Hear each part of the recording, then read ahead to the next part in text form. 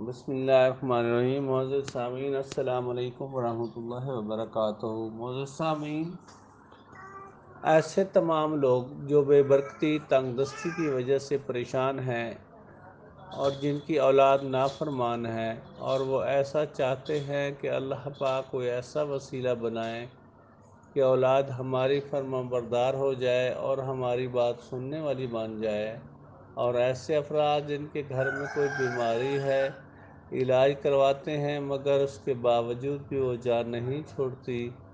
آپ ڈاکٹرز کو اپنی بیماری بتاتے ہیں اور وہ کہتے ہیں کہ آپ تندرست ہیں، لیکن اندر ہی اندر سے بیمار ہوتے ہیں۔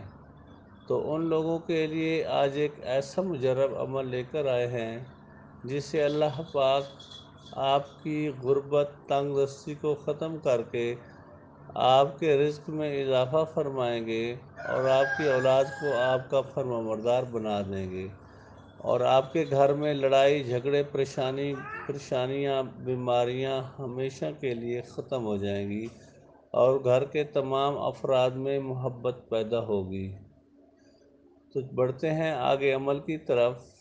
سب سے پہلے جب آپ آٹا گوندیں تو گوندنے سے پہلے وضو کریں، پھر 3 بار درود ابراہیمی پڑھیں۔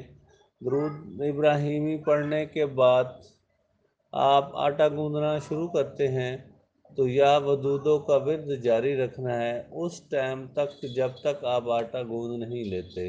جب آٹا گوند لیتے ہیں تو اس کے بعد 3 مرتبہ درود ابراہیمی پڑھ کر آٹے پر دم کریں، اور جب آٹا گوند کے کسی برتن میں رکھیں تو اس پر بھی دم کر دینا ہے۔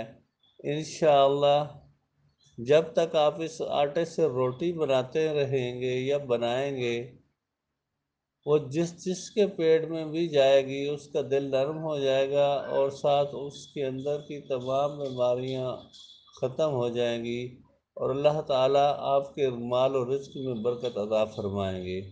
جزاک اللہ و احسن الجزا۔ کل ملتے ہیں پھر ایک نئی ویڈیو کے ساتھ، تب تک کے لیے اجازت، اللہ حافظ۔